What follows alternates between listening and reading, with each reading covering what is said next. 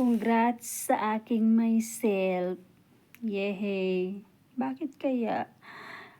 Kasi naman, malapit na matapos 'tong pinaghirapan na 'to.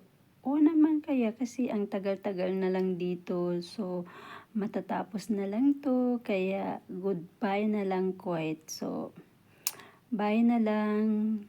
Ang hirap kaya mag-stay kaya dito. Hindi mo alam kung anong gagawin mo. Kahit may pera ka tapos hindi ka rin maging masaya. Sarap kaya sa Pilipinas, yung mga pagkain, yung paglalakwatsa.